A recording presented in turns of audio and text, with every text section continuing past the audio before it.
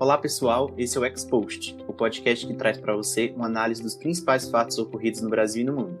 Eu me chamo Vitor Duarte. Eu sou a Yasmin Dias e esse é o podcast do PET Economia. O último mês de maio foi marcado pela intensificação do conflito fortemente bélico entre o Estado de Israel e o Hamas, deixando centenas de mortos e milhares de desabrigados e feridos. O embate que se iniciou no dia 10 de maio teve como estopim protestos palestinos na parte oriental da cidade de Jerusalém no dia 6 de maio, contra a decisão da Suprema Corte de Israel de despejo de 6 famílias palestinas em Sheikh Jarrah, um distrito que passa por disputas territoriais entre os dois povos. No dia 10 de maio, o Hamas, Organização de Resistência Palestina, que atualmente controla a faixa de Gaza, exigiu que o governo de Israel retirasse suas forças militares do complexo de mesquitas Al-Aqsa e do distrito de Sheikh Jarrah. Quando as exigências não foram atendidas, o Hamas respondeu com o lançamento de mísseis ao território israelense. Israel, então, começou uma ofensiva de bombardeios contra Gaza, destruindo diversos edifícios, entre eles escolas e hospitais.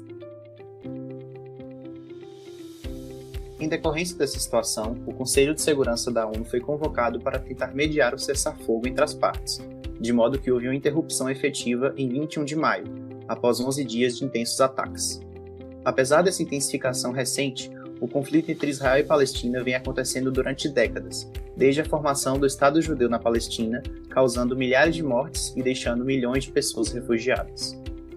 Por se tratar de uma situação bastante complexa e que conta com uma dupla narrativa sobre os fatos, no episódio de hoje tentaremos explicar para vocês um pouco sobre o contexto histórico desse conflito. Para nos ajudar a entender essas singularidades, convidamos o Ervin Padua Xavier, formado em Relações Internacionais pela PUC Minas e mestre em Relações Internacionais pela PUC Rio. Atualmente é professor do Instituto de Economia e Relações Internacionais da UFO.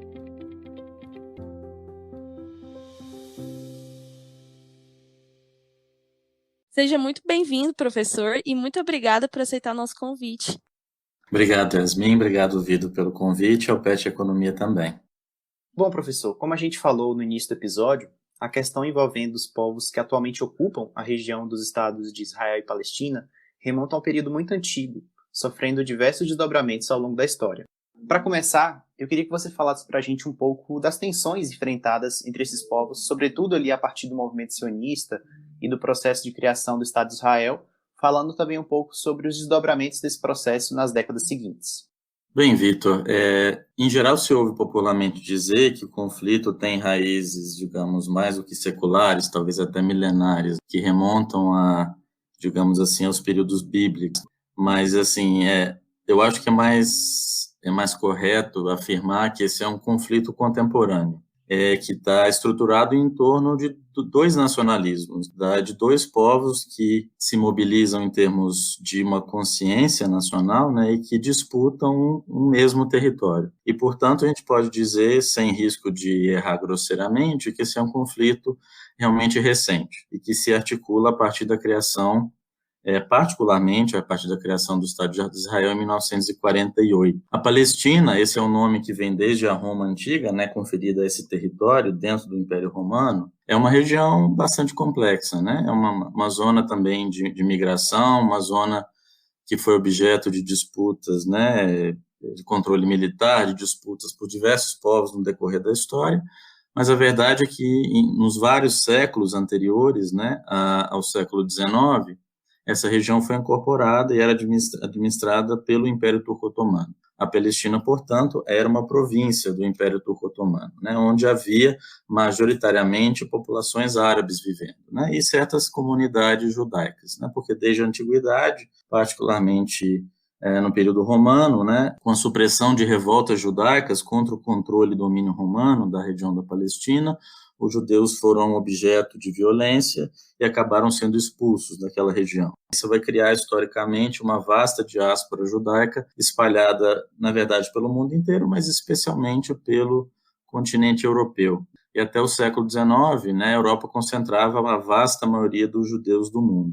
E vai ser justamente no final do século XIX, particularmente a partir dos 1880, que a Palestina se torna objeto ou particularmente direção de migrações de grupos judeus fugindo de perseguições no continente europeu. À época, mais ou menos 3/4 dos judeus da Europa se localizavam, ou na verdade do mundo, se localizavam no leste da Europa, particularmente dentro do Império Russo. E por conta de uma série de perseguições que estavam acontecendo, esses judeus começaram a se organizar, né? E a primeira, nós falamos tradicionalmente de ondas, né, de migração de judeus para a Palestina entre 1880 e o período da Segunda Guerra Mundial. E basicamente você tem 5 dessas ondas, chamada em hebraico aliot, né, ou aliá, né, no singular. Essas ondas tiveram razões diferentes e vão se localizar em momentos históricos e ter motivações particulares e diferenciadas umas das outras. Mas o que a gente pode dizer é que já a partir da primeira onda de migração, que vai acontecer aí mais ou menos de 1882 até o início do século XX, a população judaica na Palestina já vai começar a se transformar e vai crescer, né? Ela vai mais que a migração nesses 20 anos do final do século XIX vai basicamente corresponder ao dobro da migração dos 80 anos anteriores do século XIX. É um movimento que vai se intensificando e basicamente ele também emerge quando se articula o que a gente chama do movimento sionista. Eu acho que é mais fácil a gente compreender esse conflito como basicamente uma disputa entre grupos nacionais, né, que vão reinterpretar, vão selecionar, né, da própria história da região e do seu próprio povo para, de certa forma, vincular a sua identidade àquela região, né? E basicamente o conflito palestino-israelense é um conflito em grande medida territorial. É claro que, né, esses nacionalismos vão encontrar na religião também bases da estruturação da sua identidade,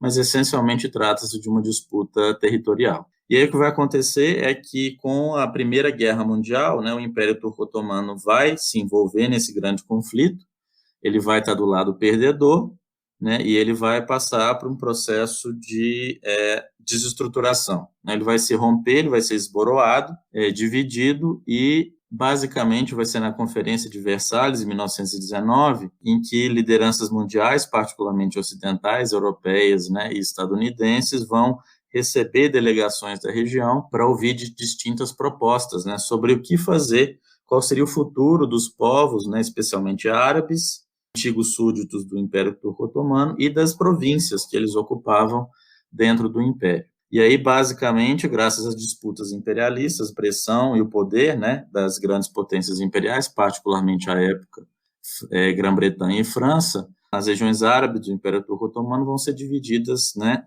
numa administração britânica e numa administração francesa, sob o que a gente chama de mandatos da Liga das Nações, né? A Liga das Nações vai, então, atribuir responsabilidade administrativa sobre esses territórios, que corresponde hoje aos territórios da Palestina, da Jordânia, né, e do Iraque, enquanto a França vai administrar os territórios que correspondem hoje aos estados do Líbano e da Síria. Por acordos anteriores, inclusive secretos, que Grã-Bretanha fez com a França para dividir essa região entre eles, né, a região da Palestina seria uma região administrada internacionalmente por ser relevante do ponto de vista simbólico e cultural para o Ocidente inteiro, no mínimo, né, para dizer assim. Só que por conta do poder da Grã-Bretanha e o fato de que ao final da Primeira Guerra Mundial ela ocupava boa parte dessa região de interesse dela, inclusive a Palestina, ela acaba em 1921, na Conferência de San Remo, sendo atribuído o controle administrativo da região da Palestina. E entre 1922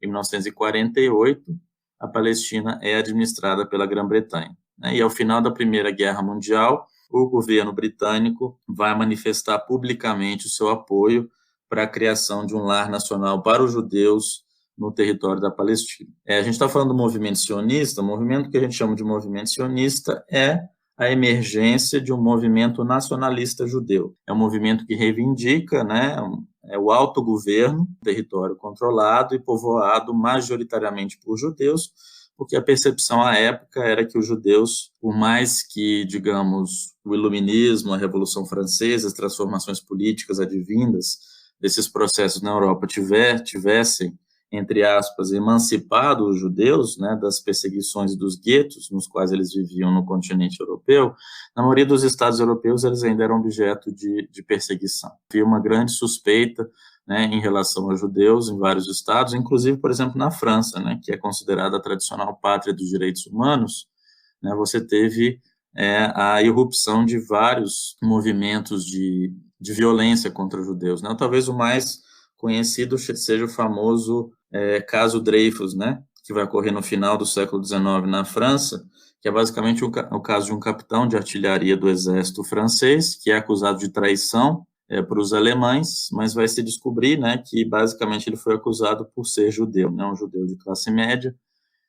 E isso vai dar origem a um enorme conflito, né, dentro da França, entre aqueles que defendiam uma França mais moderna, mais multicultural, menos conservadora, né, particularmente por conta de suas bases católicas, e uma França muito mais tradicionalista, fechada, excludente. Inclusive, esse caso foi coberto em um filme recente, eu acho que se chama O Soldado e o Espião, né? Eu comecei a ver um pedaço dele, mas confesso que eu não terminei, mas recomendo para quem tiver interesse, né?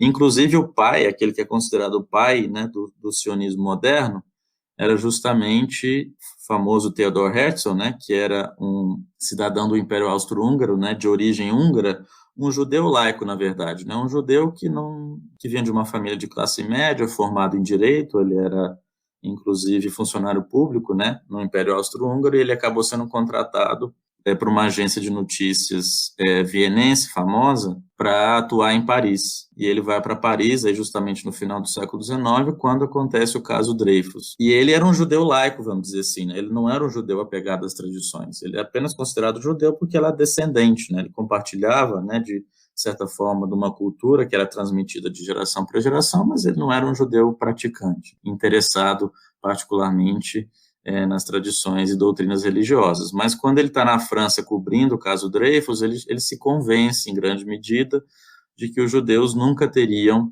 tranquilidade, segurança e possibilidade de prosperar enquanto eles não conseguissem um Estado em que eles fossem maioria. Não um Estado teocrático, né? O movimento sionista moderno, judeu, né, nunca concebeu uma teocracia, assim, mas um Estado liberal, moderno, né, mas que fosse basicamente um Estado que conferisse autogoverno, né, autonomia, né, segurança e liberdade para boa parte dos judeus do mundo. E ele vai, inclusive, escrever um livro famoso, vai se chamar, à época foi muito pouco lido, né, que se chama O Estado Judeu, em que ele articula justamente essas ideias, que os judeus só estariam seguros, teriam capacidade de prosperar vivendo num Estado judaico.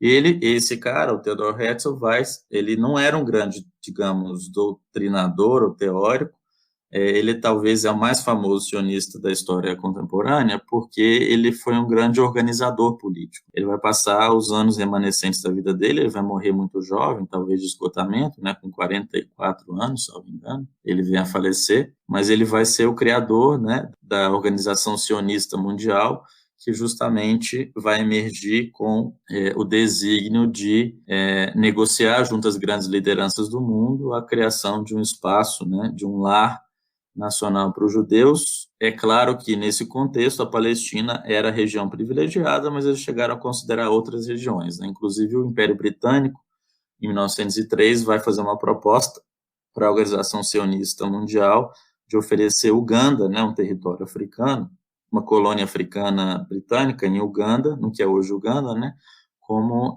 um território para sediar o que seria basicamente o embrião de um Estado judaico. A Organização Sionista Mundial, naquela época, vai considerar essa proposta. O próprio Herzl chegou a defender a ideia, né, de que o caminho para a Palestina passava por Uganda, né, que seria para eles um ganho, ter pelo menos uma experiência provisória, né, de construção de uma sociedade moderna e de um Estado moderno lá, para depois, quem sabe, conseguir irem para a Palestina. Porque, assim, do ponto de vista cultural, a Palestina tem um apelo único, ímpar, né, sobre o povo judeu, porque é justamente lá que se desenrola, pelo menos de acordo com a história, né, a história bíblica, a história do povo judeu, se desenrola a parte, digamos, dourada, né, áurea da história do Estado judaico antigo, né, particularmente os reinos de Davi e de Salomão, né, que construíram, inclusive, em Jerusalém, o famoso grande templo, né, histórico dos judeus, e que foi reconstruído, mas eventualmente destruído pelos romanos quando vão suprimir as revoltas judaicas, né, lá no mundo antigo. Então, mais ou menos vocês sabem que daí para frente é a história. Né? Em 1917, né, o secretário das colônias do exterior britânico, Arthur Balfour, vai emitir um documento em nome da coroa britânica, endereçado a um judeu poderoso, né, o Barão de Rothschild, em que ele manifestava o apoio britânico para a criação de um lar nacional para os judeus na Palestina. E, a partir de 1922, quem administra a Palestina são os britânicos. Então, pode claramente deduzir a partir daí que, pelo menos, né, na década de 20, os britânicos vão facilitar, né, e abrir as fronteiras da Palestina para a migração e o assentamento de judeus. E nos anos 30 você tem outros movimentos, né, e especialmente um movimento que é resultante da fuga, né, de judeus da perseguição nazista, ou nazifascista no continente europeu. Quando chega mais ou menos o fim da Segunda Guerra Mundial, já havia uma quantidade, né, mais expressiva de judeus vivendo na Palestina, mas os conflitos já vieram se estruturando desde os anos 20, né, em que os palestinos vão se ressentir de que parte das terras da Palestina estavam sendo compradas, adquiridas e controladas por judeus, né, e por interesses judaicos, da organização dos judeus lá, e particularmente nos anos 30 você vai ter uma grande revolta árabe contra as ações britânicas lá e a presença judaica. Por algum tempo, a verdade, né, no final do século XIX e início do século XX, essas comunidades vão viver de forma razoavelmente estável, pacífica. Mas com o passar do tempo, a evolução da presença, inclusive judaica, no campo e nas cidades, na Palestina, as tensões vão aumentando, né? E aí começa a surgir também, de certa forma, o nacionalismo palestino. Acaba, né, emergindo como uma reação, de certa forma, à presença de outros coletivos, né, de outros grupos, né, nesse território que eles habitavam há bastante tempo, né? Não havia uma identidade particularmente árabe-palestina. Os súditos do Império Otomano daquela região se concebiam como cidadãos otomanos e como muçulmanos, né, em grande medida. A Palestina não era um território particularmente bem delimitado ou desenvolvido em particular. Inclusive, era um dos sonhos desses judeus que queriam migrar para lá, né, justamente promover a prosperidade desse território, que é, né, um território que, se a gente for considerar a sua atratividade material, né, a gente se pergunta por que esses grupos estão disputando esse território, porque a Palestina tem, na sua maior extensão de norte a sul, pouco mais de 440 quilômetros, né, na sua maior extensão leste-oeste, mais ou menos 120 quilômetros, 130, alguma coisa assim. Sendo que uma parte desse território é não só acidentado, mas é bastante árido. Então, a gente pode considerar que não é particularmente, né, a extensão, a profundidade desse território ou as riquezas naturais do território que vão atrair esses grupos ou que vão ser fonte da disputa entre eles por controle dessas terras. E vocês devem, obviamente, que vocês sabem que em 1947, a Grã-Bretanha, por conta das tensões que estavam aumentando, porque ao final da Segunda Guerra Mundial se revelou para o mundo a existência do Holocausto, né, do extermínio em escala industrial de judeus pelo regime nazista alemão, e os russos, em particular, são os primeiros a liberar os campos de concentração da Europa centro-oriental, né, e essas descobertas vão ser feitas, e isso ajuda, em grande medida, a contribuir para a causa de, eventualmente, conferir ao povo judeu um território em que eles possam se auto-administrar, se autogovernar.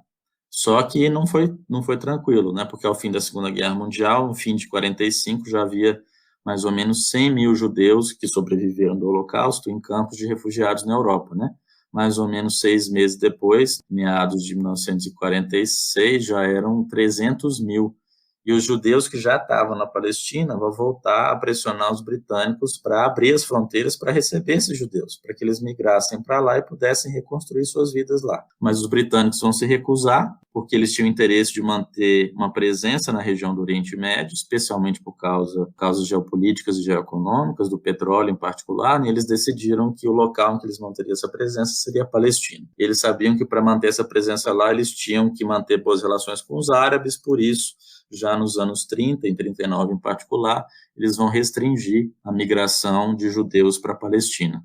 E quando a Segunda Guerra Mundial termina, né, e vários países, inclusive Estados Unidos, a própria União Soviética, né, junto à comunidade judaica internacional, vão pressionar a Grã-Bretanha para abrir as fronteiras, ela se recusa. Algumas organizações mais radicais, né, judaicas que habitavam a Palestina naquela época vão iniciar movimentos violentos contra os britânicos, vão praticar atentados terroristas, inclusive, e a Grã-Bretanha, que já estava numa situação, do ponto de vista financeiro e econômico, calamitosa, né, várias porções do império estavam em processo de busca por independência, os britânicos chegaram à conclusão de que não dava mais conta de gerenciar a situação, eles transferem para a ONU a decisão do que fazer em relação ao futuro da Palestina, né? Isso no início de fevereiro de 1947. E a Assembleia Geral da ONU, então, à época, ela vai ser presidida por um diplomata brasileiro, né? Oswaldo Aranha, que inclusive foi chanceler do Getúlio Vargas, né? Que vai contribuir para o amplo debate sobre esse tema no âmbito da ONU, né? Uma comissão vai ser criada para estudar a situação da Palestina, dos árabes e judeus que lá viviam, das suas posições e interesses e, né, o que fazer. E essa comissão, em última instância, vai propor, né, vai vencer dentro da comissão a proposta da criação o que a gente chama da partição, né, da criação de 2 estados no território da Palestina, um estado de maioria árabe, né, e um estado judaico na Palestina. Esse é o plano de partilha, né, que vai ser aprovado pela Assembleia Geral da ONU em novembro de 1947. E aí, em fevereiro de 47, a Grã-Bretanha falou, vocês têm mais ou menos um ano para resolver isso, porque no ano que vem eu estou saindo de mala e cuia, né, e vocês que tenham resolvido a situação, porque eu lavo as minhas mãos. Desde esse anúncio, começaram tensões e particularmente quando a ONU começa, né, a estudar a situação,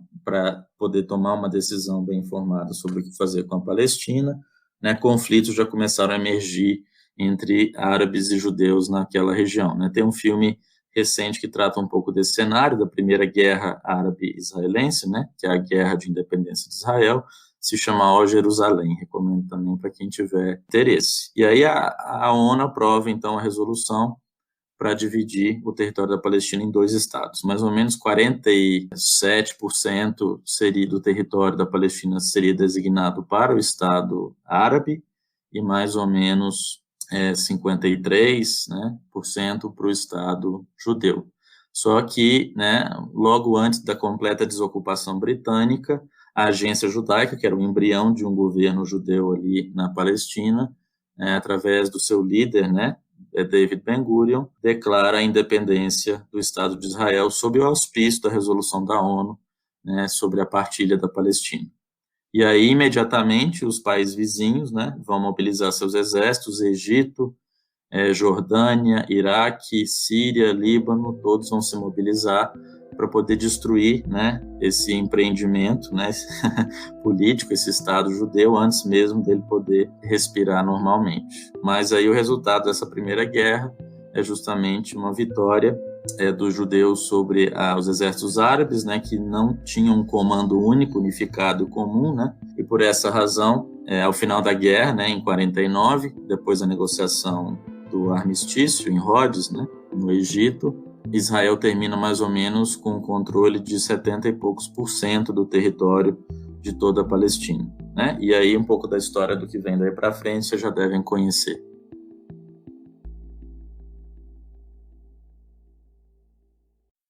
Bom, professor, com essa constante ofensiva do Estado de Israel, surge o Hamas, principal movimento de resistência a essa ocupação judaica em territórios palestinos.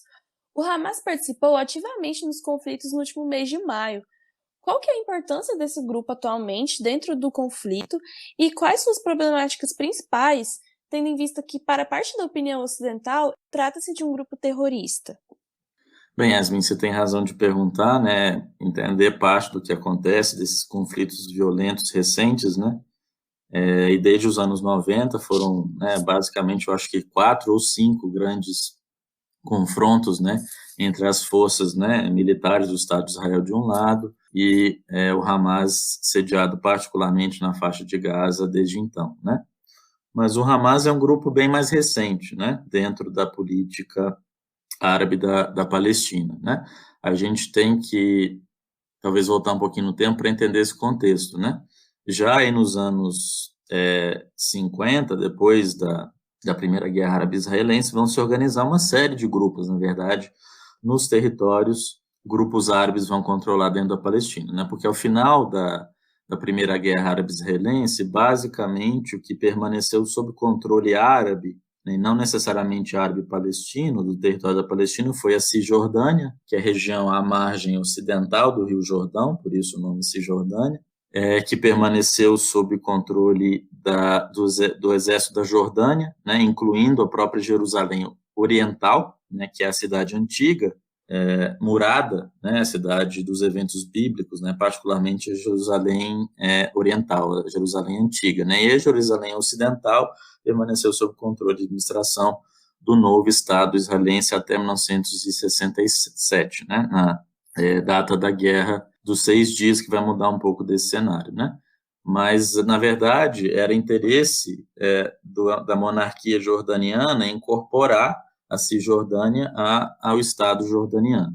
Inclusive, o rei da Jordânia à época, antes de ser assassinado, vai chegar a negociar com os judeus a viabilização dessa anexação, em troca de reconhecimento, outras coisas assim. E aí, além da Cisjordânia, que vai estar sob controle do governo da Transjordânia à época, que depois vai se chamar só Jordânia, você tem uma outra faixa, outro território que está sob controle árabe, mas no caso, sob controle egípcio, né, que é o que a gente chama da faixa de Gaza, que à época era uma faixa mais extensa do que a faixa que existe lá hoje. E aí, até 1967, essas duas regiões estão sob administração de estados árabes, não de autoridades, né, nativas palestinas, porque não existia ainda uma organização nativa palestina que pudesse administrar, né, ou reivindicar o direito de administrar esses territórios, né? E aí vão surgindo uma série de grupos marxistas, mais radicais ou não, grupos armados, né? Um deles famoso, que existe até hoje, né? Mas que abandonou, digamos, a via violenta, negociação e relacionamento com Israel, que é a Al-Fatah. Inclusive, o presidente contemporâneo da autoridade palestina, Mahmoud Abbas, ele pertence a esse grupo chamado Al-Fatah, que corresponde à maioria dos membros da autoridade palestina, né?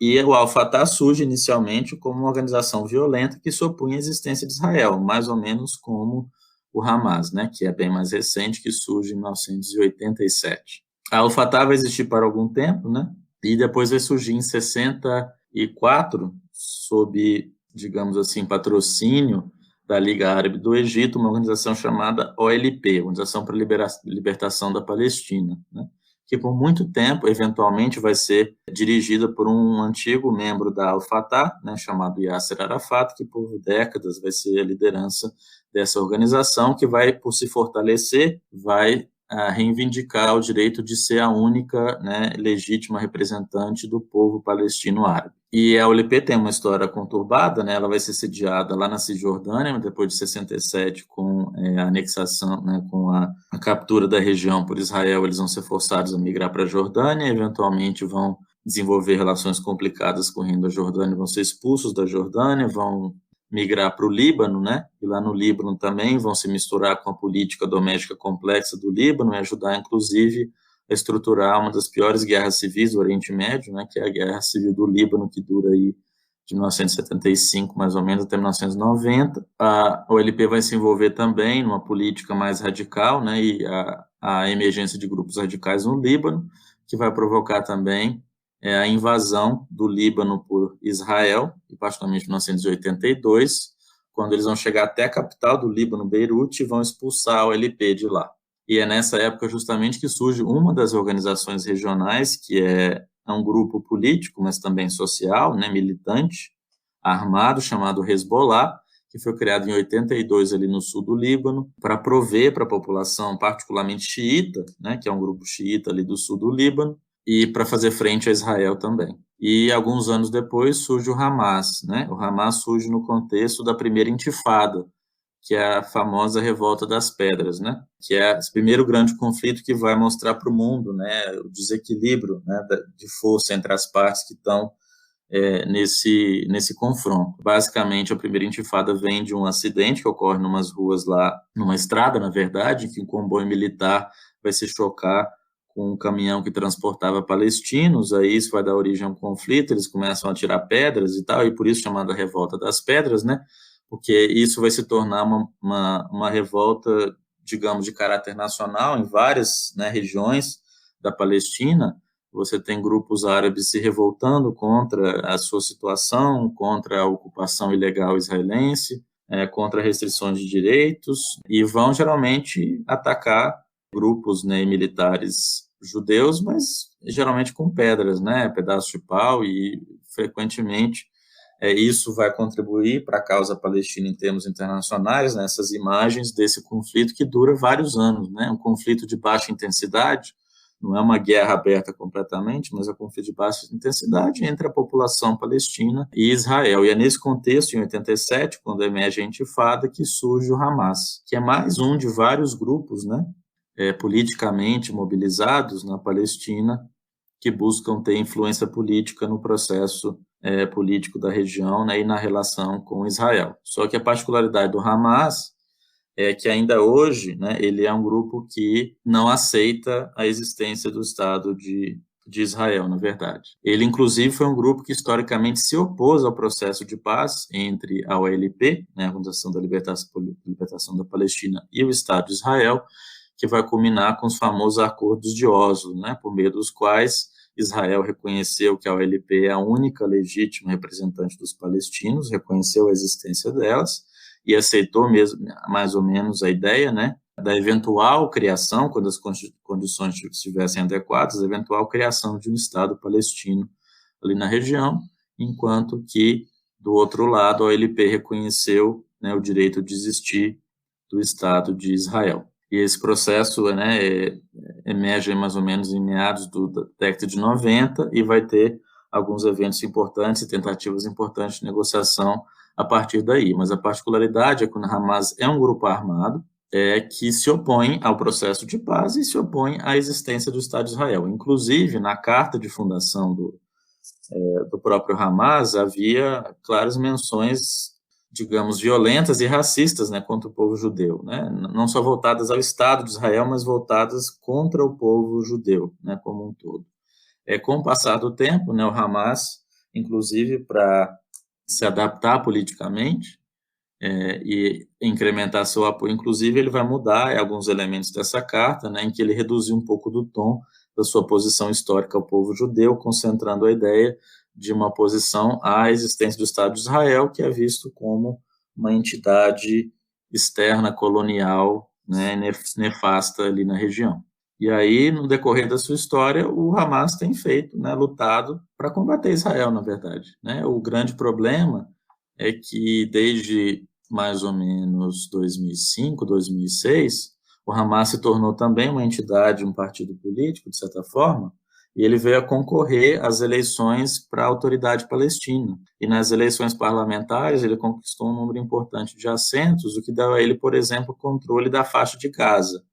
O Hamas é sediado na faixa de Gaza, que é um território complexo, porque imagina, a faixa de Gaza tem ali na sua extensão mais comprida, né, mais ou menos 40, 41 quilômetros de extensão, e em termos de profundidade, mais ou menos entre 6 e 12 quilômetros de profundidade, nos seus pontos mais largos, vamos dizer assim, né? E um território desse pequeno porte concentra uma população de mais ou menos, quase se estima hoje, 2 milhões de habitantes, né? É uma das regiões mais densamente povoadas do mundo e que vive realmente em estado de calamidade, porque por conta do controle da região político da região pelo Hamas, né, e dele se articular com outros grupos radicais, né, e com a própria população local, as relações da faixa de Gaza com Israel são muito complicadas. O Hamas desenvolveu, inclusive, ele tem um braço armado, né, que historicamente vai atuar atacando cidades, né, e povoados israelenses, e Israel geralmente responde a esses ataques, como ele sabe fazer, com uma força armada, né, com um exército, com a força aérea particularmente, e a destruição é vasta, né, a faixa de Gaza sofre de intensos problemas, por exemplo, nunca conseguiu estabelecer uma indústria moderna, né, tem problemas sérios de abastecimento, particularmente de água, eventualmente de alimentos, são condições de vida muito, muito difíceis. E um problema fundamental vem disso, né, que o Hamas é reconhecido como organização terrorista por uma série de países, pela União Europeia, pelos Estados Unidos, por uma série de grupos, né, relevantes de países, né, e por Israel, inclusive, o que dificulta, inclusive, as suas manobras políticas, né, de certa forma. Mas, historicamente, o Hamas também ele é financiado por alguns grupos externos, por exemplo, historicamente, o próprio Irã, né, vai ser um país que financiava o Hamas, né, só que como a situação na região tem mudado, particularmente quando o Hamas, na guerra civil na Síria, né, vai tomar o lado dos sunitas sírios contra o governo xiita da Síria, o governo de Bashar al-Assad, o Irã vai cortar a sua ajuda histórica, né, material e financeira, ao próprio Hamas. Mas ele ainda existe tanto como uma entidade militar, né, como uma milícia, ao mesmo tempo existe como um partido político, de certa forma, né?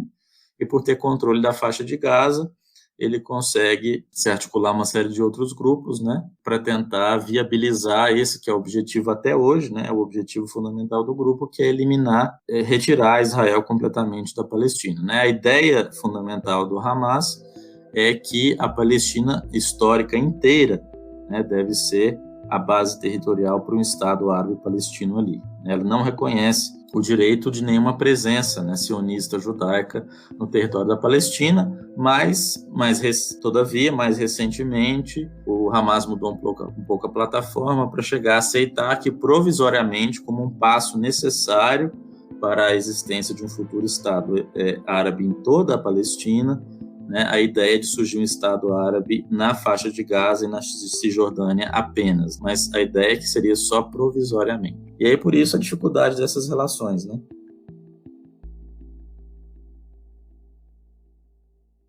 Bom, professor, agora falando especificamente sobre os conflitos do mês passado, a origem das tensões se deu com o caso do distrito de Sheikh Jarrah, onde houveram protestos contra um plano de expulsar famílias palestinas que ali viviam. Ao longo dos dias de conflito, se observou uma ofensiva muito maior por parte de Israel, que enfrentou 12 pessoas mortas, enquanto que do lado da faixa de Gaza houveram 256 mortes, além de danos estruturais significativos que deixaram cerca de 72 mil palestinos desabrigados. Numa dimensão comparativa, você acredita que houve uma resposta desproporcional por parte de Israel aos ataques palestinos? Olha, em geral, quando você tem forças regulares de um Estado combatendo forças irregulares, né, de grupos que nem se organizaram ainda até hoje na forma de um Estado, claramente você vai ter uma discrepância e um desequilíbrio, né? Israel, uma sociedade, não só um Estado, uma sociedade amplamente militarizada, né? Se você circula por Israel, pelas grandes cidades, você vê checkpoints, você vê presença de quartéis, né, de postos das Forças Armadas quase que em todo lugar. Os militares estão em quase todo lugar.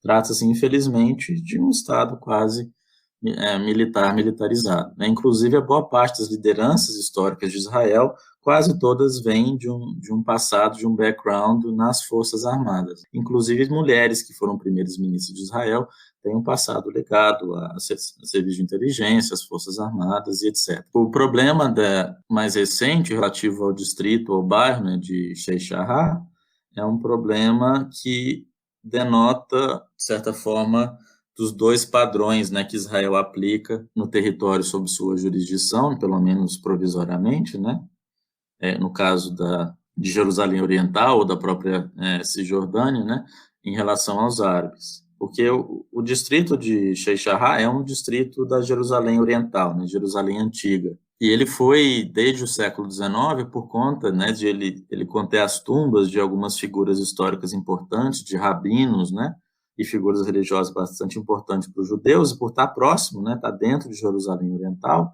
a cidade mais sagrada para eles, né, vai incentivar, de certa forma, alguma migração de judeus para lá com o passar do tempo, né, e durante as próprias ondas de migração de judeus para a Palestina, alguns vão até 1948, vão se assentar em Sheikh Jarrah, mas aí, lembrando que em boa parte da população, a época era árabe, né, mas vem a guerra de 48, e o que vai acontecer é que alguns judeus vão acabar fugindo, porque lembrando que Jerusalém Oriental, e portanto esse bairro, né, Sheikh Jarrah, após a Guerra de 48, vai ficar até 1967 sob a administração da Jordânia. E, inclusive, o governo da Jordânia vai viabilizar os judeus que não se sentiam seguros ali de se reassentar em Israel. E vão, inclusive, eventualmente até indenizá-los, né, pelas terras que eles tinham.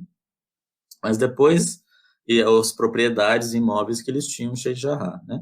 Mas depois de 67, da Guerra dos 6 Dias, Israel vai acabar ocupando a integridade, né, da Cisjordânia, incluindo Jerusalém Oriental, e vai acabar, eventualmente, né, ajudando a promover assentamento de mais judeus ali. O fato é que havia árabes ali, inclusive que vão continuar vivendo lá sob controle, né, sob administração jordaniana até 1967, e com o controle israelense ainda vai permanecer uma importante população árabe palestina em particular, em Jerusalém Oriental, particularmente, e também nesse distrito. O problema é que o Estado de Israel, já a partir dos anos 50, começa a empreender legislação, ou implementar legislação, para ser mais correto. É claro que um dos interesses do Estado judaico recém-formado é atrair judeus do mundo inteiro, né? Particularmente, Israel vai dar o direito de judeus que se consideram refugiados, né, das guerras ou das perseguições das guerras árabe-israelenses do século passado, o direito de reivindicar patrimônio ou imóveis no distrito de Sheikh Jarrah. O problema é que a lei é claramente discriminatória, porque ela só concebe como cidadão capaz de acionar o Estado judeu, reivindicando um direito, por exemplo, para os judeus, não para os árabes. E quantos árabes vão fugir, né, particularmente da Primeira Guerra Árabe-Israelense, vão abandonar suas terras, propriedades que tinham desenvolvido, seus imóveis, casas e propriedades, né? Basicamente sem um direito reconhecido de alguma compensação ou de poder voltar, né, e reassumir esse patrimônio.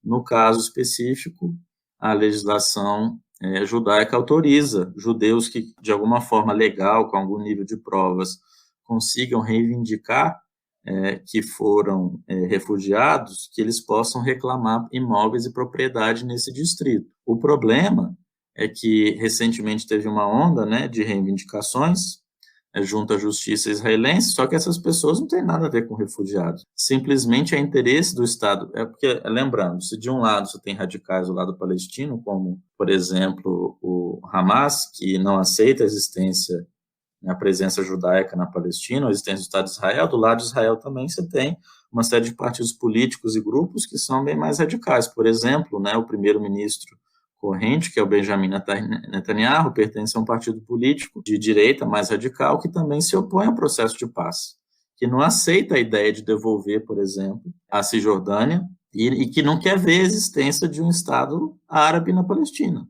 né? Mesmo sendo essa a base da resolução da ONU, que inclusive dá um grau de legalidade e legitimidade para o Estado israelense, mas esses grupos radicais, como o Kadima, como o próprio Likud, né, do Netanyahu, eles se opõem, né, ao processo de paz e se opõem. No fundo, eles não querem perder Jerusalém, porque, inclusive, as organizações representativas dos palestinos reivindicam Jerusalém Oriental como capital. E aí, o problema é que os israelenses já declararam Jerusalém como a sua capital. Eles não queriam ver essa reivindicação disputada, né? E para inviabilizar a possibilidade futura de uma capital palestina em Jerusalém Oriental, em particular, eles continuam incentivando o assentamento, por vezes ilegal, de judeus no entorno da cidade, no campo, né, que é território da Cisjordânia, que deveria estar sob administração da autoridade palestina, né? E aí você tem, claro, muitos palestinos se revoltando contra a situação, porque simplesmente as cortes estavam emitindo mandatos, reintegrar a posse de imóveis e de casas que estão há décadas sendo habitadas por essas famílias árabes palestinas para judeus, o que é meio absurdo mesmo, né? E aí eles não são cidadãos, muitos deles estão em território ocupado, e eles não têm os mesmos direitos de mobilizar, né, o aparato jurídico e defender a sua causa. E isso foi a base para a mais recente explosão de violência ali, né, começando em Jerusalém, e se ampliando para outras áreas entre Israel e grupos palestinos, né? Bom, para concluir, professor, como a gente comentou anteriormente, né, Jerusalém é uma cidade culturalmente muito importante, né, sendo sagrada para 3 das maiores religiões do mundo. Após a criação do Estado de Israel, a cidade foi dividida, mas posteriormente foi anexada pelos israelenses, que a declararam como capital do país. Durante o governo do ex-presidente Donald Trump, a cidade foi reconhecida como capital de Israel através da mudança da embaixada americana para Jerusalém. A alteração também foi cogitada em 2019 pelo presidente Bolsonaro. Desse modo, quais seriam as implicações que essa mudança causaria nas relações internacionais brasileiras, caso ela ocorresse, tendo visto nosso histórico papel de diplomacia na comunidade internacional? Olha, essa é uma pergunta de certa forma interessante, porque é um assunto em que a gente entra, de certa forma, na interface desse conflito, né? O Brasil acaba se aproximando e se relacionando a isso. A verdade é que, do ponto de vista doméstico, o próprio parlamento israelense, o Knesset, ele aprovou a transferência das instituições de governo em 1980 para Jerusalém. Então, hoje, Jerusalém cedia todas as instituições de governo, né? Ele é a sede do presidente, né? Do presidente de Israel, do parlamento, da Suprema Corte, de uma série de instituições fundamentais da vida nacional, né? Só que, inclusive, por uma própria resolução da ONU, a comunidade internacional foi mobilizada para não reconhecer, né, essa mudança, porque, inclusive, lá no plano de partilha da ONU, de novembro de 47, aprovado pela Assembleia Geral, por conta justamente do peso simbólico, né, cultural de Jerusalém para tantos grupos e povos, né, se entendeu que seria inviável dividir a cidade, seria fonte infindável de conflitos, e, portanto, Jerusalém deveria ser administrada por uma autoridade internacional ligada à ONU, de certa forma. Mas não é o que vai acontecer. E aí, a partir dos anos, né, até 60, Israel já começa a se estabelecer mais politicamente em Jerusalém, mas isso é formalizado efetivamente em 1980. E então, efetivamente, todo o aparato estatal, né, governamental de Israel está sediado em Jerusalém, né? Ao mesmo tempo, o nacionalismo palestino considera Jerusalém como uma cidade, a cidade da Palestina para eles, né? Lembrando que, historicamente, no próprio Islã, né, Jerusalém, uma cidade sagrada. Inclusive, é a primeira cidade para a qual os muçulmanos se direcionam no momento das preces, né? Salat, que é um dos pilares do Islã, né? Antes de estabelecer Meca como o centro para o qual, né, o crente muçulmano se dirige nas preces, Jerusalém foi a primeira cidade, na verdade, para onde se dirigiam, né, nas preces os muçulmanos. E também Jerusalém tem sua importância simbólica, inclusive a mesquita mais antiga existente no mundo é a mesquita lá do Domo da Rocha, em Jerusalém. E também, né, para os muçulmanos é importante porque, segundo conta a tradição, foi uma noite, digamos, impactante do ponto de vista histórico, né, e religioso, que Maomé se projetou e subiu aos céus passando por Jerusalém, né? Então, por várias razões, Jerusalém é uma cidade central, né, para os judeus, para os muçulmanos, da Palestina é o centro da sua vida, né, religiosa, cultural, de certa forma, né, e, sem dúvida, também para os cristãos, né. Então, a decisão da ONU foi razoável de se internacionalizar, mas ela nunca foi viabilizada. Aí se dificulta justamente essa situação, né, e usando dos seus recursos diferenciados ali na região, né, em relação aos árabes palestinos, Israel, essencialmente usando da força, de certa maneira, ele acabou se mantendo na Cisjordânia e em Jerusalém, né? Lembrando que até 67, os israelenses controlavam Jerusalém Ocidental, que é a cidade bem mais recente, que foi se expandindo a partir da antiga, né, fora dos muros da antiga cidade, e depois de 67, tanto a Cisjordânia quanto Jerusalém Oriental foram, de certa forma, ocupadas, e hoje, especialmente os governos mais radicais de direita, como do Likud, o Kadima, do Ariel Sharon, etc., são governos que promovem ilegalmente assentamentos de grupos judeus, né, em bairros e particularmente na zona rural, no entorno de centros locais que eles consideram para eles importantes e que eles não querem devolver, seja por razão cultural, religiosa, por razão estratégico-militar ou alguma outra. E o presidente Trump, né, um de suas decisões, digamos, não sei se mal pensadas, mas de consequências não muito positivas, né, decide romper esse consenso internacional, porque, na verdade, do ponto de vista internacional, a capital de Israel é Tel Aviv, que Tel Aviv, na verdade, foi formada como um subúrbio, né, da antiga cidade árabe de Jaffa, né, por isso que ela chama Tel Aviv Jaffa, né. E Tel Aviv é a maior cidade de Israel, é a cidade mais cosmopolita de Israel, se localiza na costa, né, noroeste do país, no Mediterrâneo. E, do ponto de vista internacional, todas as embaixadas, né, e sedes de representações internacionais se localizam em Tel Aviv. Em Jerusalém, você não tem nada, deveria ser internacionalizado, né? Inclusive, os governos americanos vão respeitar também essa suposta neutralidade de Jerusalém, mas infelizmente o governo Trump, tendo como, digamos, uma das suas grupos, né, de influência e base, né, grupos de direita radical ligados a também certos lobbies judaicos, ele vai tomar a decisão de transferir a embaixada americana para Jerusalém. Isso vai gerar uma série de transtornos e embates e, particularmente, coloca a possibilidade de um processo de paz mais equilibrado, mais distante no horizonte, né? E aí, eventualmente, o governo brasileiro, que também tem um perfil, digamos, ideológico, político, em alguma medida, que se assemelhava, né, ao do governo Trump, particularmente algumas das bases de apoio, né, a esses radicais israelenses, são grupos evangélicos. Em Israel e fora de Israel, os grupos radicais israelenses que defendem, se opõem ao processo de paz, que defendem a ideia de uma grande Israel, por exemplo, que inclui não só o que é hoje Israel, mas a faixa de Gaza, a Cisjordânia e a Jordânia inteira, né?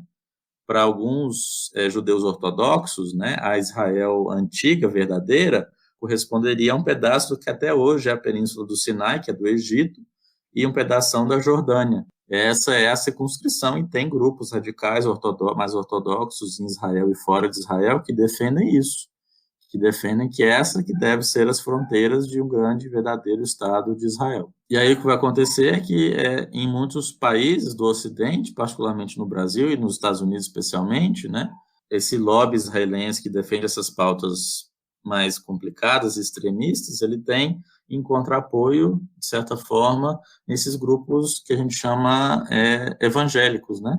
Nos Estados Unidos chamam de esses evangélicos. No Brasil, a mesma coisa, né? O governo Bolsonaro tem uma proximidade, de certa forma, ideológica com uma série de igrejas protestantes, e particularmente algumas que têm uma pauta política e doutrinária mais fechada, né? Ou talvez se poderia considerar desse ponto de vista político mais extremista. E é ele, para, de certa forma, seguir a linha americana, né? Porque do ponto de vista político, da política externa, ele vai desenvolver um alinhamento não estranho, né? Porque é de se esperar por causa desse alinhamento ideológico, doutrinário, né? Mas um alinhamento que muito pouco rendeu para o Brasil, né? Nesses vários anos de superposição entre governo Trump nos Estados Unidos e governo Bolsonaro no Brasil, né? Várias pautas, por exemplo, como a entrada do Brasil na OCDE, esse tipo de coisa, que não encontraram nenhum tipo de viabilização ou auxílio por parte do governo americano. E aí o governo Bolsonaro chegou a cogitar, para seguir, de certa forma, o seu modelo de inspiração, né, lá no norte, o Trump nos Estados Unidos, vai cogitar fazer a mesma coisa.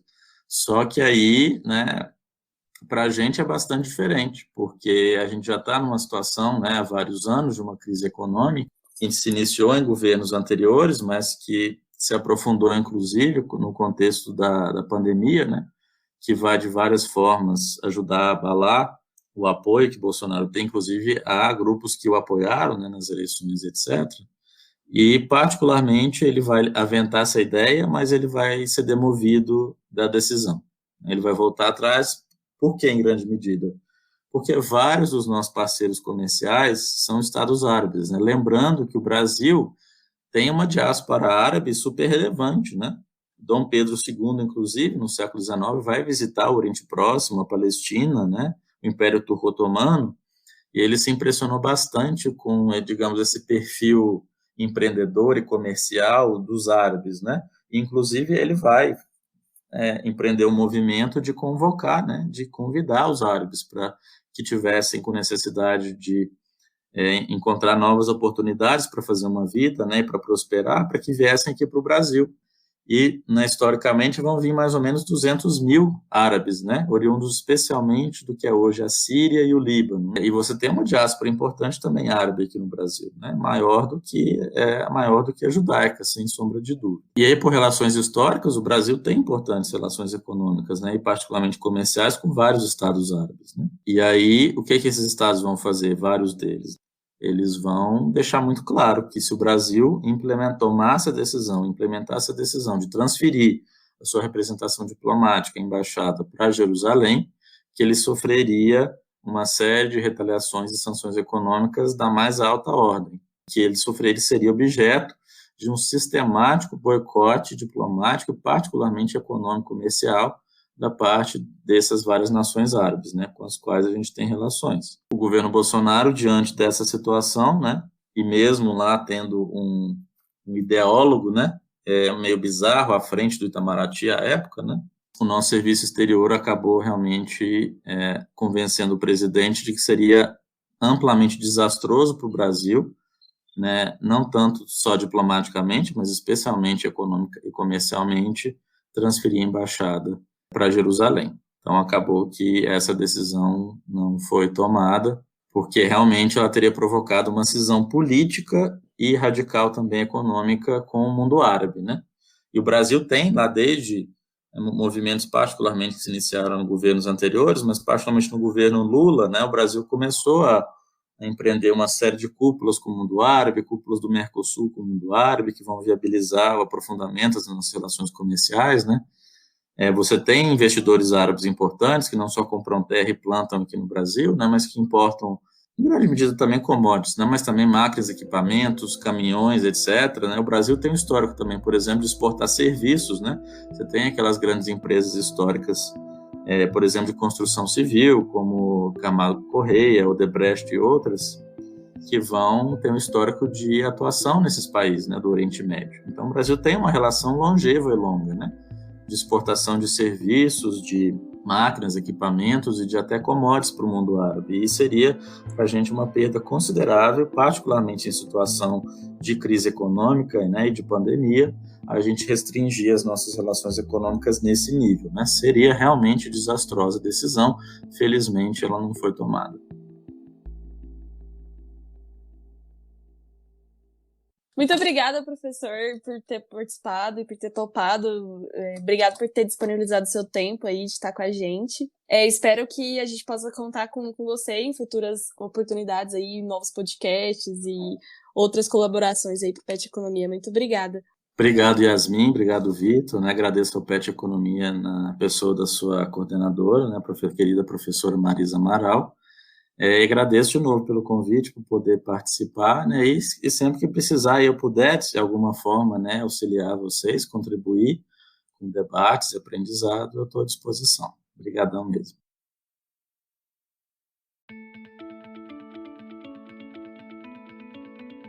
Como discutido nesse episódio, a questão do conflito entre Israel e Palestina é bastante complexa, visto que diversas questões históricas e religiosas dificultam ainda mais uma possível conciliação entre os estados.